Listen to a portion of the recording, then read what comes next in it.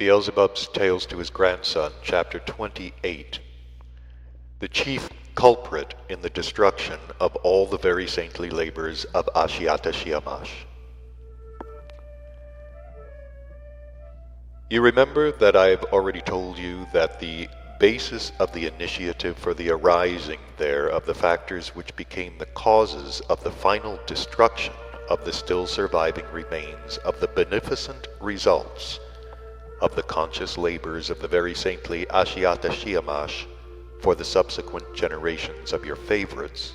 did not issue from the learned beings who were then assembled from almost the whole of the surface of the planet in the city of Babylon, but that these latter, as it had long before become proper to most of the terrestrial learned beings of new formation, were only like contagious bacilli, the unconscious disseminators of every kind of then existing evil for their own and for subsequent generations. The basis for all the further great and small maleficent activities and unconscious maleficent manifestations of the learned beings of that time concerning the destruction of even the last remnants of the results, beneficent for the three-brained beings there, obtained from the very saintly conscious labors of the essence-loving Ashiata Shiemash, were, as my later detailed researches concerning these further very saintly activities made clear to me, the invention of a learned being, well known there in his time, also belonging to the number of learned beings of new formation and named Lenthro-Hamsanin. As a result of his inner what is called double gravity-centered existence, the highest being part of the presence of this terrestrial three-brained being was coated and perfected up to the required gradation of objective reason,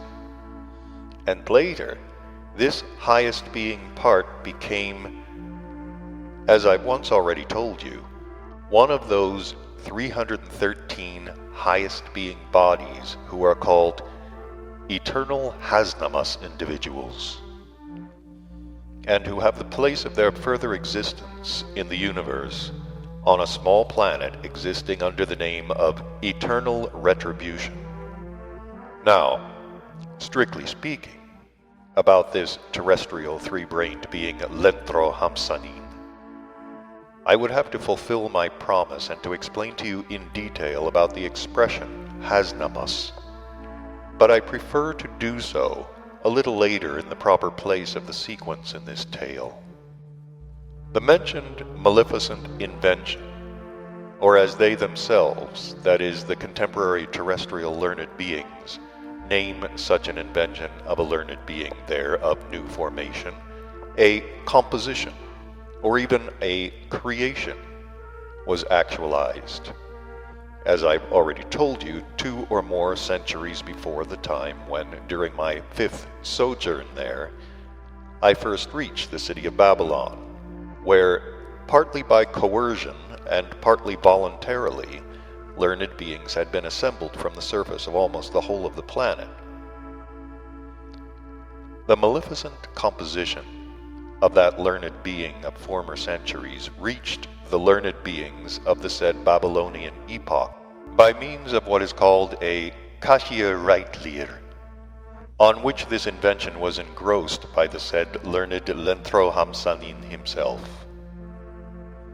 I find it very necessary to inform you a little more in detail about the history of the arising of this Lenthro-Hamsanin, and also how, owing to which accidental circumstances of his environment,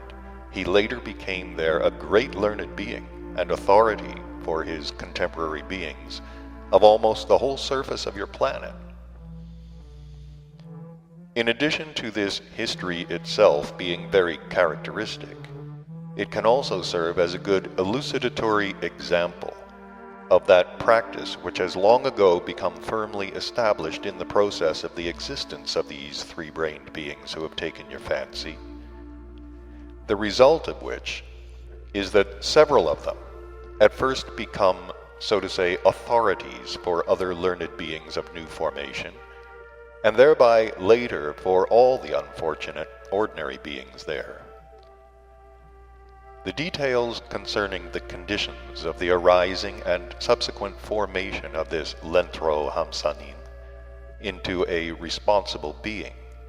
chanced to become clear to me, by the way, during my investigations of which aspects of the strange psyche of your favorites were the basis for the gradual change, and ultimately also for the total destruction of all those beneficent special forms and customs in the process of their being existence, which had been introduced and firmly fixed in this process by the ideally foreseeing reason of our now omnicosmic, most very saintly Ashiata Shiemash, during the period of his self-preparation, to be that which he now is for the whole of the universe. It was then that I learned that this Lentro Hamsanin arose, or, as it is said there, was born on the continent Asia, in the capital of Nievia, the town Kronbuchon. The conception of his arising resulted from the blending of two heterogeneous Exioiharis formed in two already elderly three-brained Keschapmartnian beings there. His producers, or as it is said there, his parents, having chosen as the place of their permanent existence the capital of Nievia, moved there 3 terrestrial years before the arising of that later universal Haznamus. For his elderly and very rich parents, he was what is called a firstborn. For although the blending of their Exioiharis had been many times actualized between them before him, yet, as I found out, they, being deeply engaged in the business of acquiring riches, and not wishing to have any hindrance for this, had recourse at each actualizing of this sacred blending to what is called tusi, or as your contemporary favorites express themselves, abortion. Towards the end of his activities in acquiring riches, the source of the active principle of his origin, or as it is said there, his father, had several of his own what are called caravans, and he also owned special caravanserais for the exchange of goods in various cities of this same Nievia. And the source of the passive principle of his origin, that is, his mother, was at first of the profession of what is called Tusiji. But later, on a small mountain, she organized what is called a holy place, and published, broadcast among other beings, information concerning its supposed special significance, namely that beings of the female sex without children would, on visiting this place, acquire the possibility of having them. When this couple, in what is called the decline of their years, had already become very rich, they moved to the capital city Kronbuchon in order to exist there, but only for their own pleasure. But soon they felt that without a real result, or as they say there, in childlessness, there cannot be full pleasure, and from that time on, without sparing what is called money, they took every kind of measure to obtain such a result. With this end in view, they visited various holy places existing there for that purpose, of course with the exception of their own holy mountain, and resorted to every kind of what are called medical means which purported to assist the blending of heterogeneous Exioiharis. And when eventually by chance such a blending was actualized, then there indeed arose after a certain time just that long-awaited result of theirs, later called Lentro Hamsanin. From the very first day of his arising, the parents were, as it is said, completely wrapped up in what they described as their God-sent result, or son, and they spent vast sums on his pleasures and what was called his education. To give their son the very best upbringing and education the earth could provide became for them, as it is said there, their ideal. With this aim, they hired for him various what are called tutors and teachers, both from among those existing in the country Nievia and from various distant lands. These latter, that is, these foreign tutors and teachers, they invited chiefly from the country which at the present time is called Egypt. Already by the time this terrestrial, what is called Papa's and Mama's darling, was approaching the age of a responsible being, he was, as it is said there, very well instructed and educated. That is, he had in his presence a great deal of data for all kinds of being egoplastikori, consisting, as it is usual there, according to the abnormally established conditions of their existence, of various fantastic and dubious information, and later, when he became a responsible being, he manifested himself automatically through all kinds of corresponding accidental shocks. When this later great learned being there reached the age of a responsible being, and although he had indeed a great deal of information, or as it is called there, knowledge,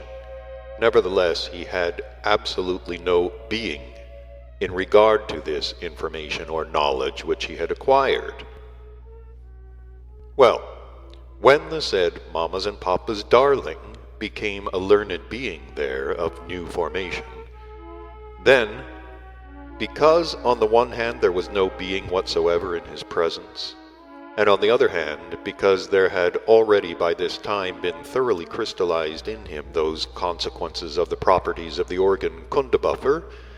which exist there under the names of vanity, self-love, swagger, and so on, the ambition arose in him to become a famous learned being, not only among the beings of Nievia, but also over the whole of the surface of their planet. So, with all his presence, he dreamed and ruminated how he could attain this. For many days he then thought seriously, and finally he decided, first of all, to invent a theory upon a topic which nobody before him had ever touched upon, and secondly, to inscribe this invention of his upon such a Kashiya as nobody had ever before inscribed or would ever be able to in the future either. And from that day, he made preparations for the actualizing of that decision of his. With the help of his many slaves, he first prepared a Kashiya such as had never before existed. At that period of the flow of time on the planet Earth, the Kashiya were generally made from one or another part of the hide of a quadruped being called their buffalo. But Lenthro Hamsanin made his Kashiya from 100 buffalo hides joined together. These Kashiya were replaced there later by what is called parchment. Well, when this unprecedented Kashiya was ready, the subsequently great Lenthro Hamsanin inscribed upon it his invention concerning a topic which indeed it had occurred to nobody to discuss before, and for which in truth there was no reason why it should have been. Namely, in those wiseacrings of his, he then criticized in every way the existing order of collective existence. This Kashiya began thus: man's greatest happiness consists in not being dependent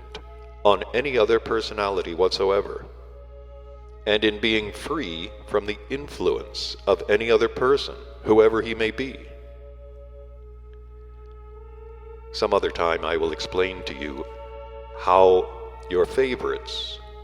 the strange three-brained beings there on the planet Earth in general understand freedom.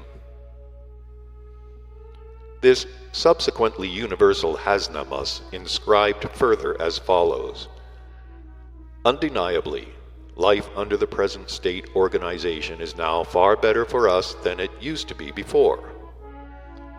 But where then is that real freedom of ours upon which our happiness must depend? Don't we work and labor as much now as during all other former state organizations? Haven't we to labor and sweat to get the barley indispensable to us to live and not to starve to death like chained dogs? Our chiefs, guides, and counselors are always telling us about some other sort of world, supposedly so much better than here among us on the earth, and where life is in every respect beatific for the souls of those men who have lived worthily here on the earth. Don't we live here now, worthily? Don't we always labor and sweat for our daily bread? If all that our chiefs and counselors tell us is true, and their own way of living here on the earth really corresponds to what is required of their souls for the other world, then of course God ought, and even must, in this world also give more possibilities to them than to us ordinary mortals. If all that our chiefs and counselors tell and try to make us believe is really true, let them prove it to us, ordinary mortals, by facts. Let them prove it to us, for instance, that they can at least change a pinch of the common sand in which, thanks to our sweat, our daily bread arises into bread. If our present chiefs and counselors do this, then I myself will be the first to run and kneel and kiss their feet. But meanwhile, as this is not so, we ourselves must struggle, and we ourselves must strive hard for our real happiness and for our real freedom, and also to free ourselves from the need of having to sweat. It is true that for 8 months of the year we now have no trouble in obtaining our daily bread. But then how we must labor those 4 summer months and exhaust ourselves getting the barley we need. Only he who sows and mows that barley knows the hard labor required. True, for 8 months we are free, but only from physical labors, and for this our consciousness, namely our dearest and highest part, must remain day and night in slavery to these illusory ideas which are always being dinned into us by our chiefs and counselors. No, enough. We ourselves, without our present chiefs and counselors who have become such without our consent, must strive for our real freedom and our real happiness. And we can only obtain real freedom and real happiness if we all act as one, that is to say, all for one and one for all. But for this, we must first destroy all that is old. And we must do so to make room for the new life we shall ourselves create that will give us real freedom and real happiness. Down with dependence on others. We ourselves will be masters of our own circumstances, and no longer they who rule our lives and do so without our knowledge and without our consent. Our lives must be governed and guided by those whom we ourselves shall elect from our midst, that is, by men only from among those who themselves struggle for our daily barley.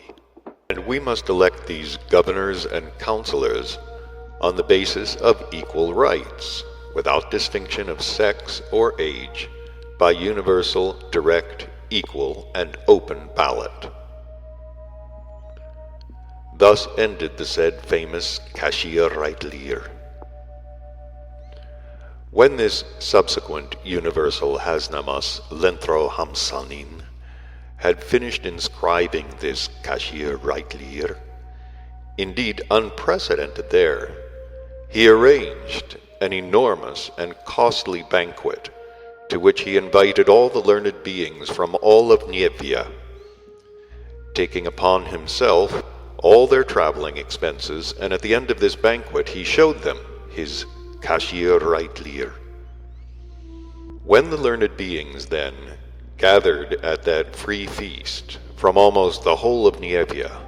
saw that indeed unprecedented Kashiya Reitlir, they were at first so astounded that they became, as it is said there, as if petrified. And only after a considerable time did they gradually begin looking at each other with dumbfounded glances and exchanging opinions in whispers. Chiefly, they asked one another how was it possible that not a single learned being nor a single ordinary being had known or guessed that there, in their own country, such a learned being with such knowledge existed.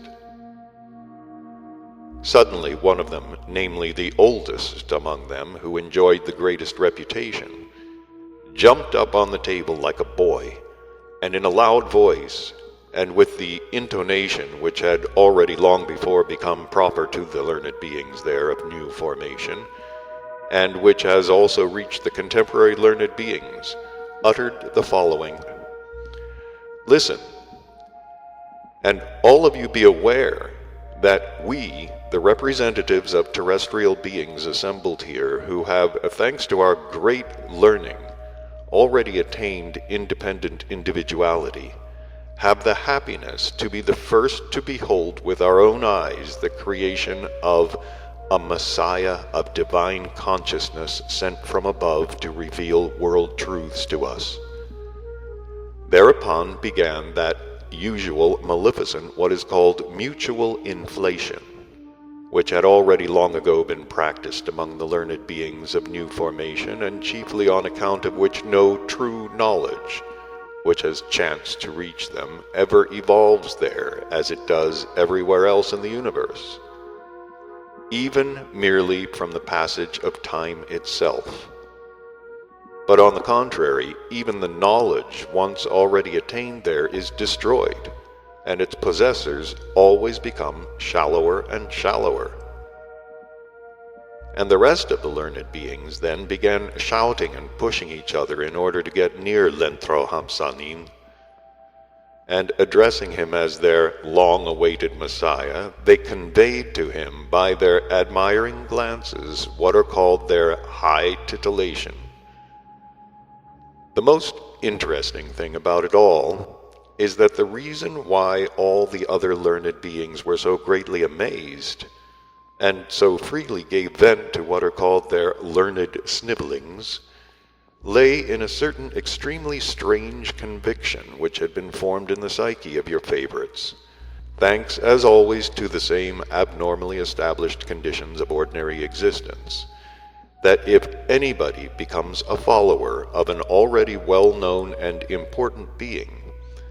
he thereby seems to be to all other beings almost as well-known and important himself. So it was, on the strength of his being very rich, and what is more important, already very famous,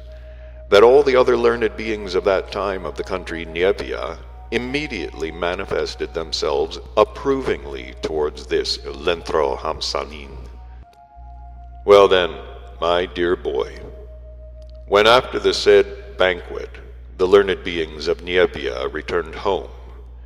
they immediately began firstly to speak among their neighbors, and later more and more widely, here, there, and everywhere, about that unprecedented Kashiya Reitlir itself,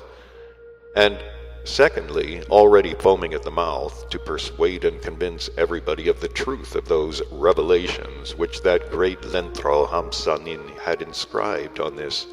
Kashiya Reitlir. The result of it all was that the ordinary beings of the town Kron Buchon, as well as of other parts of the country Niebia talked among themselves of nothing but these revelations. And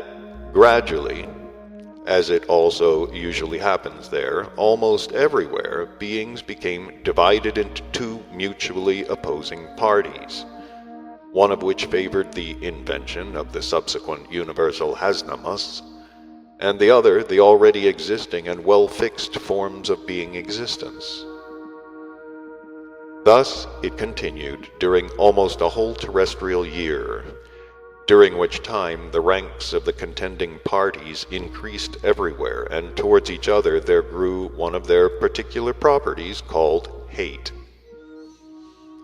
The result of which was that one sorrowful day in the town of Kronbuchon itself, there suddenly began among the beings who had become followers of one or the other of the two said mutually opposite currents,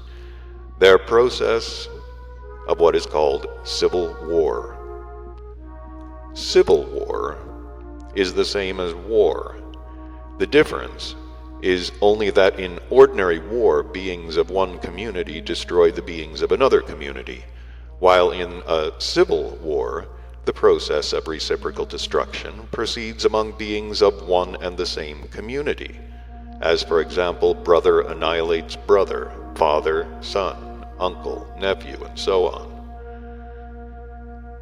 At the outset, during the 4 days that the horrible process was at its height in Kronbuchon,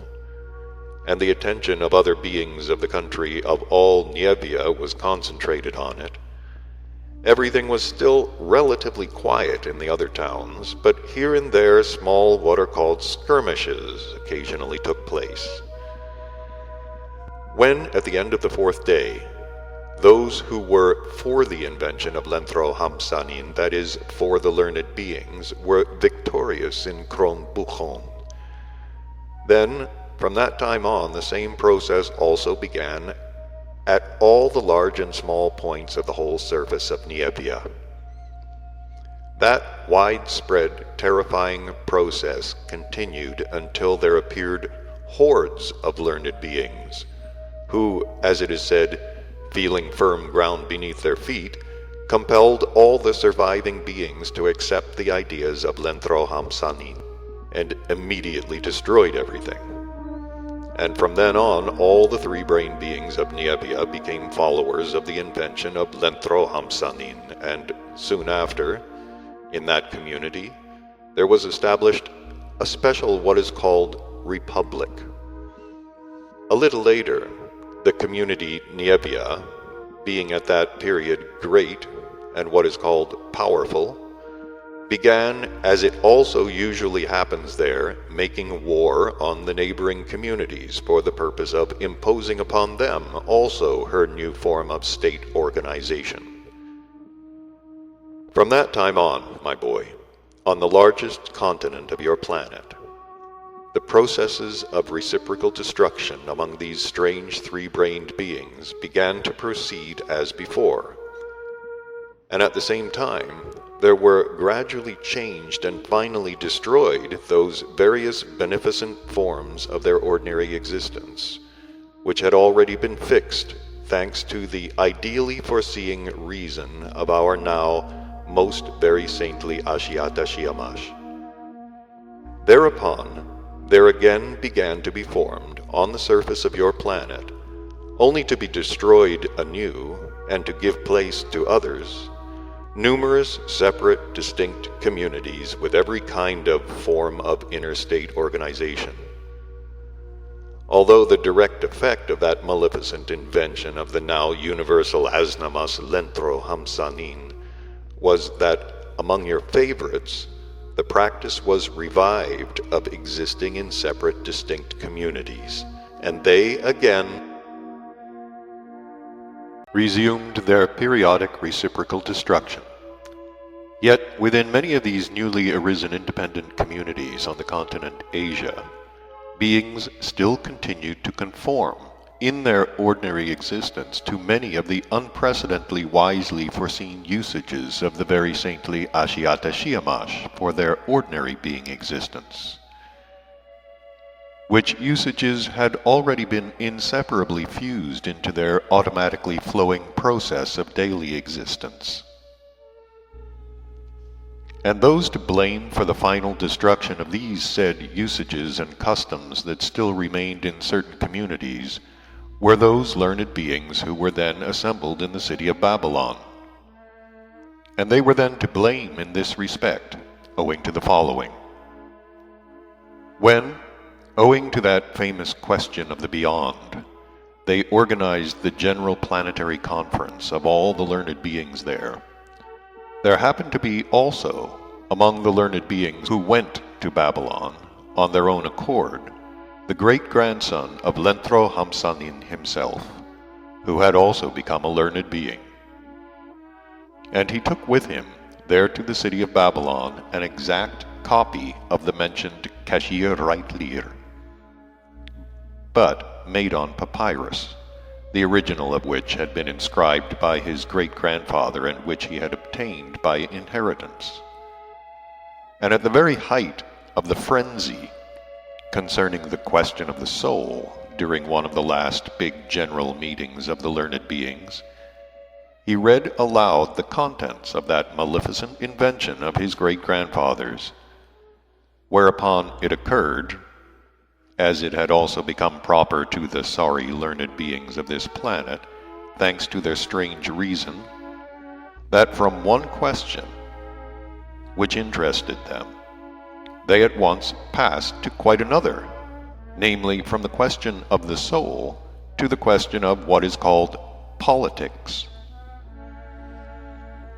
Thereupon, in the city of Babylon, meetings and discussions again began everywhere concerning the various kinds of already existing state organizations and those which in their opinion ought to be formed.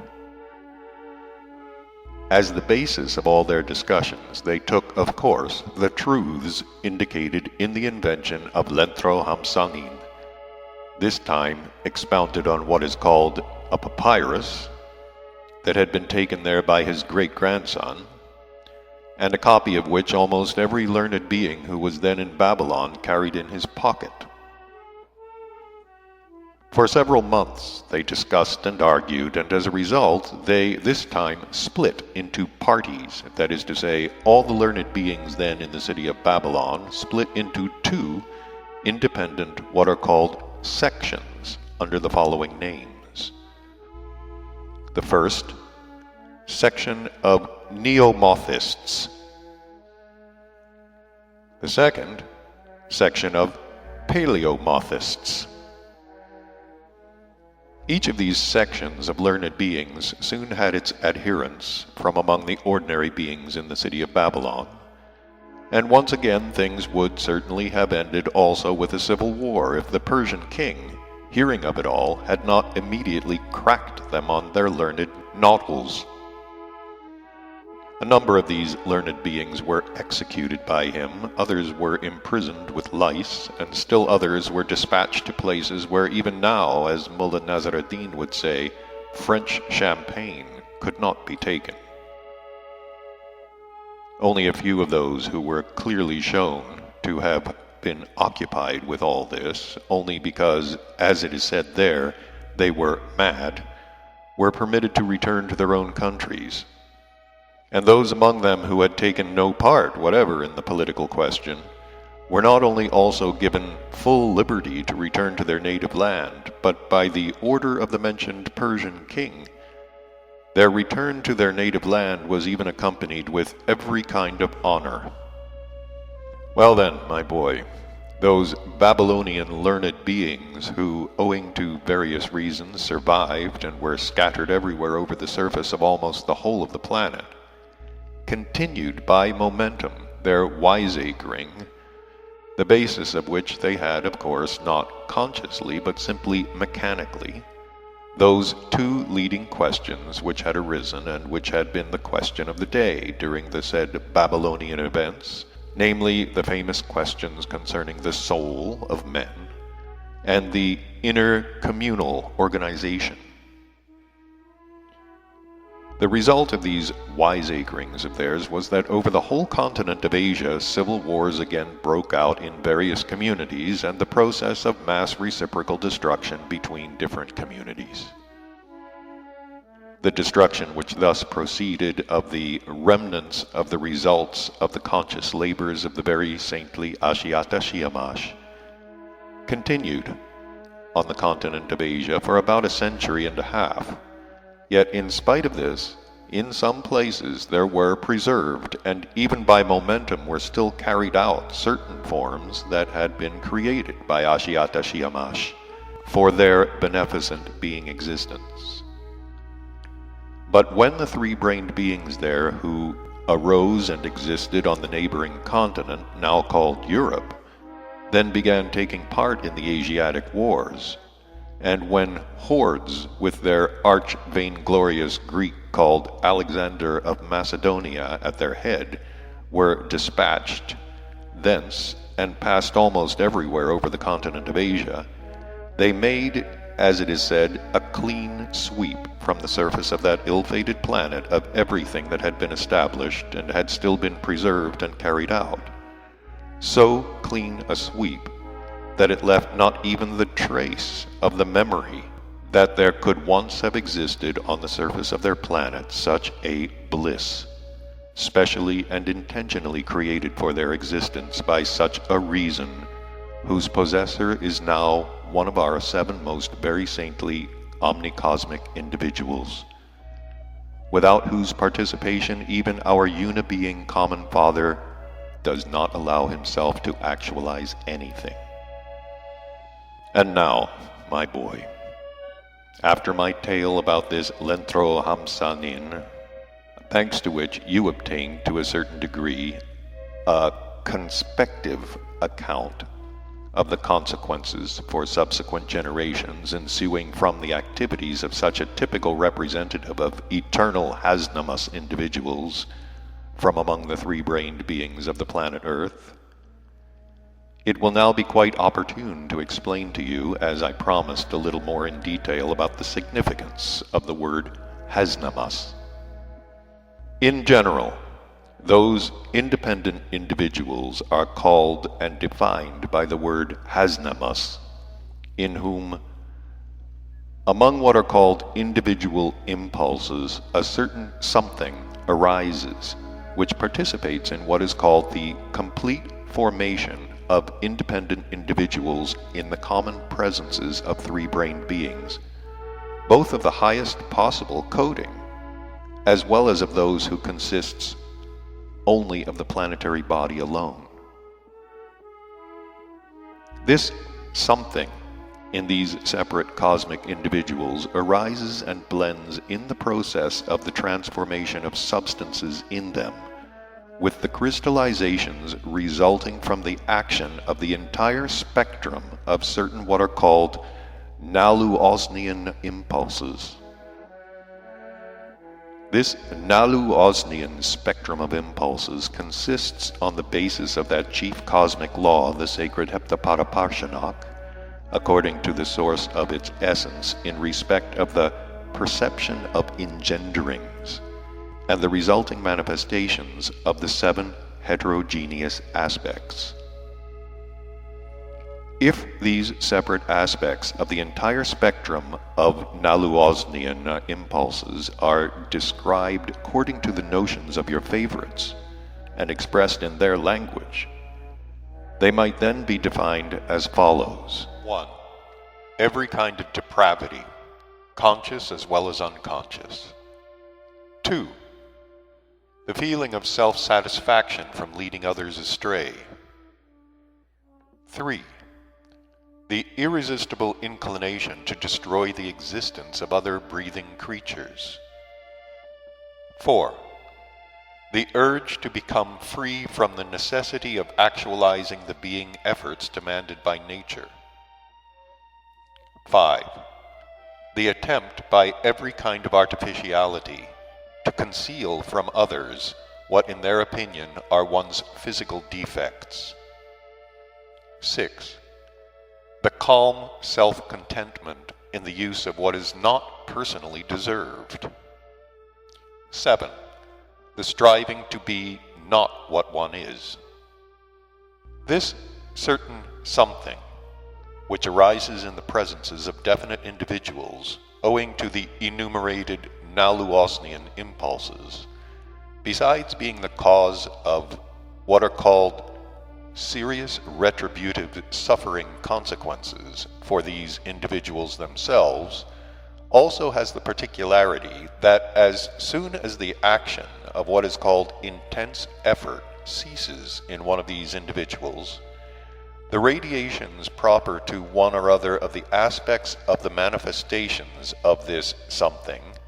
have a greater effect on those around him and become a factor for engendering the same in them. In the common presence of every kind of three-brained being, there can arise, during the process of his planetary existence, 4 kinds of independent Haznamus individuals. The first kind of Haznamus individual is a three-brained being who, while acquiring in his common presence that something, still consists only of his planetary body, and who, during the process of his sacred Raskuarno, is subject to the corresponding consequences of the presence in him of the properties of this something, and is thus destroyed forever, such as he is. The second kind of Haznamus individual is that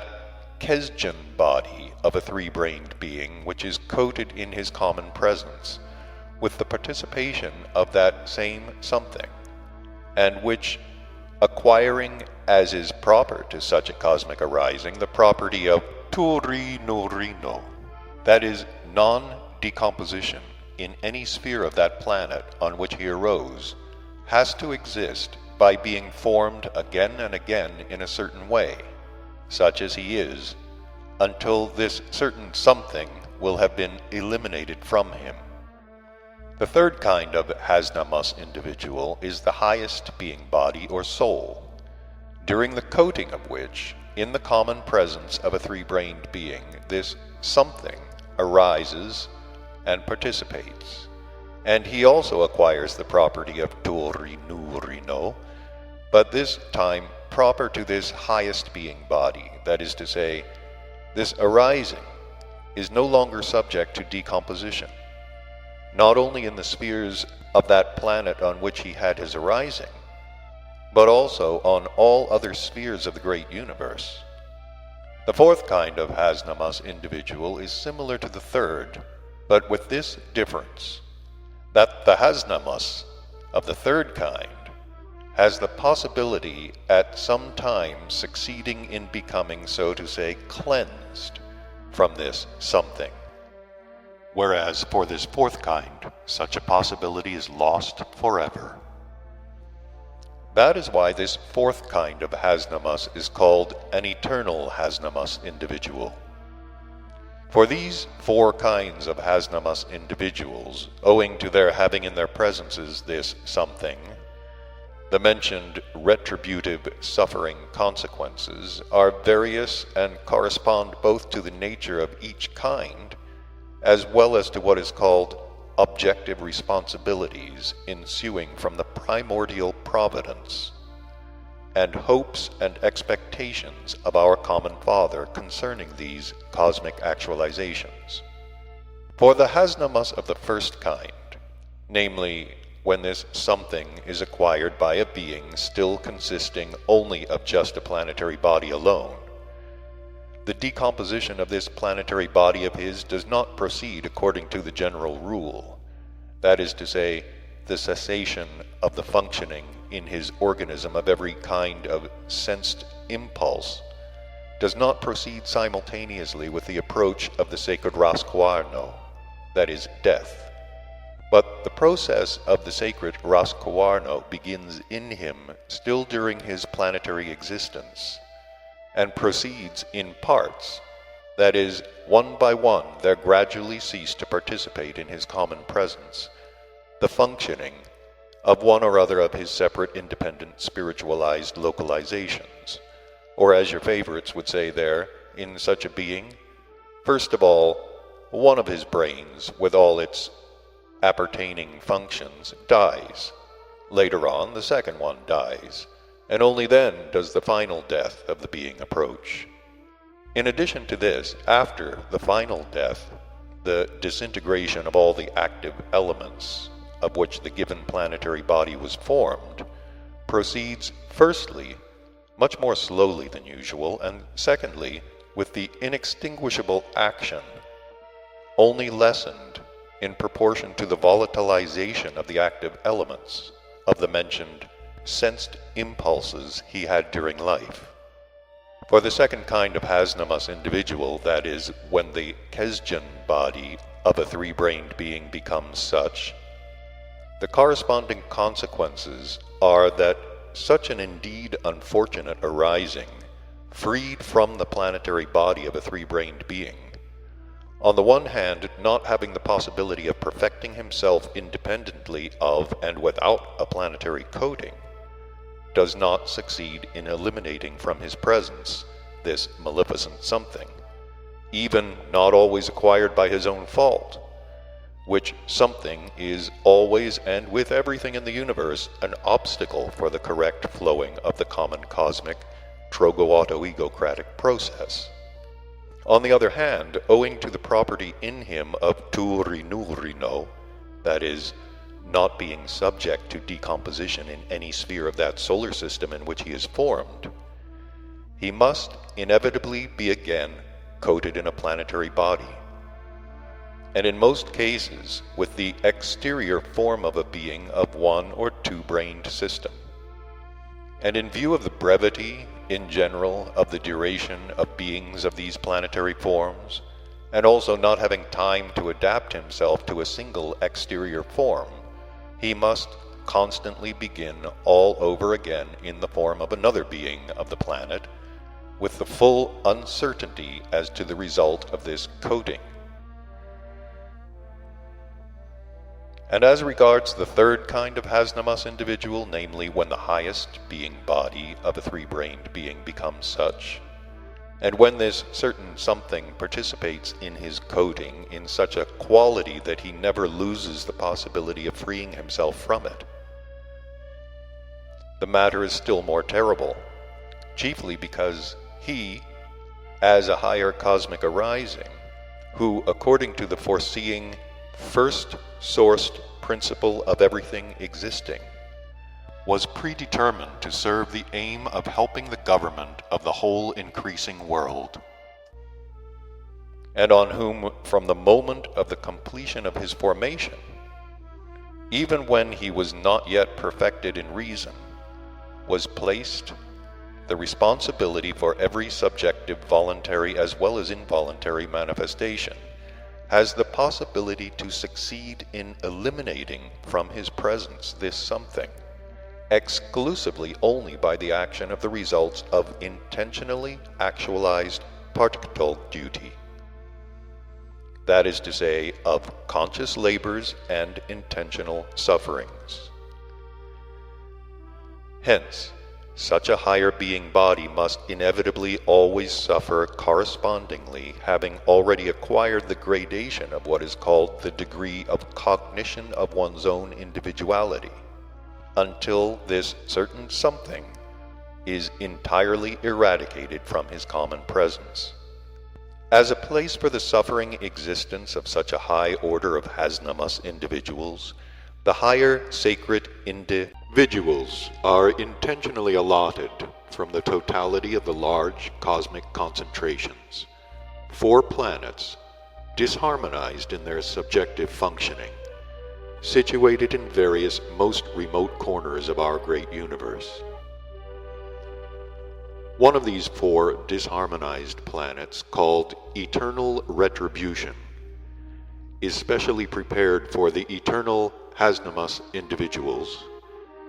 and the other 3 for those higher being bodies of Haznamuses, in whose common presences there is still the possibility of, at some time or other, eliminating from themselves the mentioned maleficent something. The 3 small planets exist under the names of 1. Remorse of conscience, 2. repentance. 3. Self-reproach. Here it is interesting to notice that from among all the highest being bodies, which have been coded and perfected in every kind of exterior form of three-brained being, there have so far reached the planet Retribution, from the whole universe, only 313, 2 of whom had their arising on your planet, and one of these is the highest being body of this Lenthro Hamsanin. On that planet Retribution, these eternal Haznamus individuals must constantly endure those incredible sufferings called Inkera Nudel, which are like the sufferings called remorse of conscience, but only much more painful. The chief torture of the state of these highest being bodies is that they must always experience these terrifying sufferings, fully conscious of the utter hopelessness of their cessation.